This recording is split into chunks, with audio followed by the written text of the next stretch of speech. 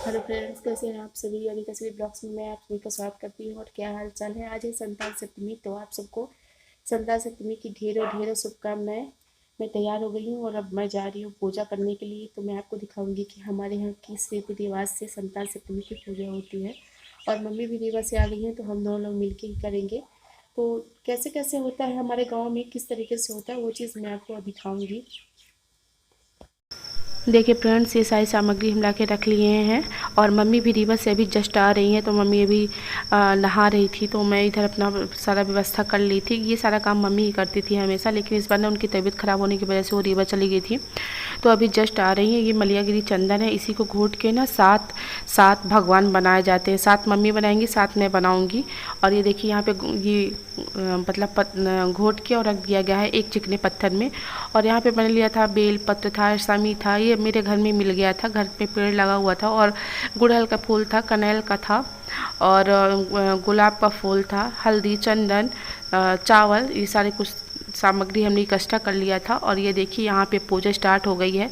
तो यहाँ पे मम्मी ने कलश बनाया है और कलश बना के दीपक रख दिया है ऊपर। और ये देखिए पुआ बनाया जाता है चढ़ाने के लिए ना। तो 7 पुए आपको बनाने होते हैं अपने खाने के लिए और 7 चढ़ाने के लिए। तो 7 पुए आपको जो चढ़ाना है आप उसको अलग कर लीजिए, और जो खाना उसको अलग। तो जो चढ़ाना है उसको तो हमने अलग कर लिया है, और जो खाना वो थाली में रखा हुआ है, लेकिन लेके सबको रखना है।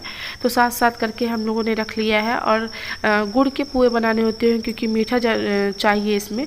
तो गुड़ को पानी में भिगो के और उस आटे में मिलाया जाता है, और फिर इसको डालडे में या देसी घी में बनाया जाता है। हमारे यहाँ तो देसी घी में ही मम्मी बनाई है। और आप लोग के यहाँ जैसा उचित हो, जैसा आपके ऊपर सुविधा समझ में आपको आए, उस हिसाब से। ज़रूरी नहीं कि आप देसी घी से ही बनाएं, डालडा से भी बना सकते हैं। हाँ, रिफाइंड का यूज़ मत करिए। और यहाँ पे देखिए 2 चूड़ी है, एक चूड़ी मम्मी की है, एक चूड़ी मेरी है। तो इसको यहाँ पे चढ़ा देना है। पूजा करने के बाद हल्दी चंदन रोली से आप पूरा शुद्धिकरण करने के बाद आप पवित्र हो जाओ आप खुद। और फिर भगवान के ऊपर भी सारी चीज़ चढ़ा दीजिए। ओम अपवित्रो पवित्राओ नमः करके पहले आप खुद शुद्ध हो जाइए, फिर भगवान को करिए। और जितना कुछ है खीरा, केला, नारियल, आप सब चढ़ा दीजिए भगवान के ऊपर। चंदन रोली से पूजा कर दीजिए इनकी। दूध हो कच्चा तो आप रख दीजिए। कच्चा दूध का इसमें महत्व होता है। जो चूड़ी होती है, अगर आपके पास नई चूड़ी नहीं है तो आप ना पुरानी चूड़ी को उतार के गंगा जल और गाय के कच्चे दूध से आप इसको नहला दीजिए, और लास्ट में इसको पहन लीजिए। ज़रूरी नहीं है कि आपके पास अगर नहीं है तो आप नई ही लाएं। अगर एक बार आपके पास चूड़ी आ गई है तो आप उसमें ही डलवाते जाइए। और अगर वो भी नहीं कर सकते तो आप धुल के और पहन सकते हैं। ये संतान सप्तमी की व्रत कथा का विशेष महत्व इसमें यही है कि मतलब आपको ज़्यादा परेशान होने की ज़रूरत नहीं है। जो कुछ है बहुत मतलब सिंपल तरीके से हर कोई कर सकता है इसमें। तो ये देखिए अब 7 मैंने पूरी ले ली है, और इसको 7 बार ही पूरी के चारों तरफ घुमाना है। और इस धागे का क्या काम है आगे आप देखिएगा। इस धागे का विशेष योगदान है जो आपको समझ में आएगा। तो इसको ऐसे 7 तरफ घुमा के, मतलब पूरी के चारों तरफ 7 बार घुमा के, और यहाँ से देखिए निकाल के धागा मैं तोड़ दूँगी यहाँ पे। और इसको चढ़ा देना है। 7 मम्मी का है, 7 मेरा है, तो 7 में ही ऐसे आपको लगाना है इसमें। तो यहाँ पे मैंने ना उल्टा कर दिया था, ये वाली खाने वाली मैंने उसमें रख दिया था। खाने वाली हम लोगों ने साथ साथ रख लिया था पहले नीचे, क्योंकि 7 पूरी तो आप खा नहीं सकते हो, तो उसको आप ऐसा कर सकते हो ना, पतली पतली या छोटी छोटी आप 7 कर लो।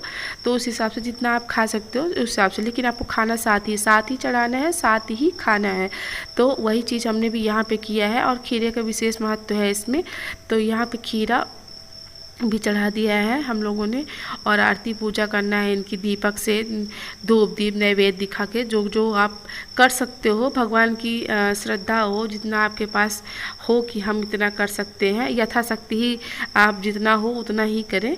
और मैं भी उतना ही करती हूँ जितना मैं कर पाती हूँ। और जो कुछ मैं वीडियो में दिखा रही हूँ उतना ही मैं करती आई हूँ। मम्मी को मैं देखते आई हूँ, मम्मी तो बहुत टाइम से कर रही हैं, लेकिन मैं तो अभी करना स्टार्ट की हूँ 5 साल से। और मम्मी की मम्मी मतलब मेरी मम्मी की सास जो वो भी यही करती आई हैं। तो मतलब चीज़ें एक दूसरे में होती रहती है ना, देख देख के, तो वही पीढ़ी दर पीढ़ी ट्रांसफ़र होती जाती है।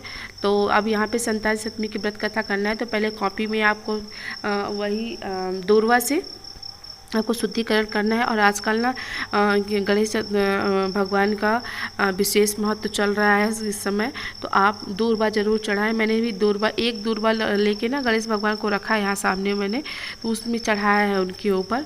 और दूर्वा बहुत प्रिय है ना भगवान को।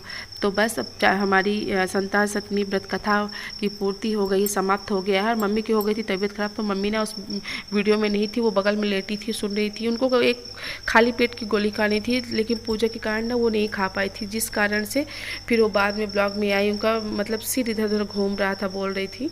और फिर हो गया हवन वगैरह हमारा हुआ। हवन होने के बाद फिर जो पूरी रखी थी, उस पूरी से ये देखिए धागा हमने निकाल लिया है। इसको 7 बार आप घुमा लीजिए, जितना आपको कलाई में बांधना है तो, गले में बांधना है तो। और अगर आपके नहीं हो पाता है तो आप 7 गांठें मार लीजिए, और 7 गांठें बांधने के बाद इसको इसमें अपने कलाई में बांध लीजिएगा। कलाई में बांधना है, लेकिन हाँ आप ऐसे बांधिए कि छूटे ना। अगर आप छूटे तो अपने से छूटे, और जब आपका ये छूट जाए तो आप ऐसी जगह मतलब इसको रख दीजिए या फेंक दीजिए जहाँ आपका पैर ना पड़े। तो देखिए यहाँ पे मैं बांध रही हूँ। कलाई में मेरे हो गया था, मैंने 7 गांठें ही मार ली थी। मुझे कुछ समझ में आया, थोड़ी छोटा समझ में आ रहा था, तो फिर मैंने कलाई में इसको बांध लिया है। और संतान सप्तमी की जो व्रत कथा है हर कोई सुन सकता है। घर में जो लोग व्रत नहीं है वो भी बैठ के सुने। कुछ न कुछ भगवान के आस्था से अगर जो लोग जुड़े होते हैं उनको ये पता चल जाता है कि कुछ न कुछ हमें सीखने को मिलता है, कुछ न कुछ उसका सुखद परिणाम ही होता है। तो हमारी पूजा भी हो गई है, पूजा वगैरह हो गई है, और मैं आ गई रूम पे। और बहुत गर्मी पड़ रही है। और देखिए लाइट इस तरह की लाइट है, बहुत डिम है। तो चलिए अभी तो चाय वाय पियेंगे, चाय बनाएंगे तो चाय पियेंगे। खाना वाना तो इसमें शाम को खाया जाता है, तो शाम को ही खाएंगे। तो चलिए चाय वगैरह पी लेते हैं, फिर मिलते हैं आप लोगों से। ब्लॉग कैसा लगा आप बताइएगा कि आप लोगों के यहाँ कैसे क्या होता है। मेरे यहाँ तो कुछ ऐसे ही होता है। तो अभी बज रहे हैं 3, तो हम लोग चाय पानी पी लेते हैं, और 5 साढ़े 5 बजे तक हम लोग वही पूरी और दूध के साथ ही खाएंगे। तो देखिए अभी आगे का कुछ दिखाऊंगी भी नहीं मैं, क्योंकि मुझे बहुत अब थकान सी लग रही है। तो चलिए अब ब्लॉग का एंड भी करते हैं, मिलते हैं नेक्स्ट ब्लॉग में। तब तक के लिए आप सेफ रहिए, सुरक्षित रहिए। अगर आपको अच्छा लगता है तो please like share subscribe. Bye bye.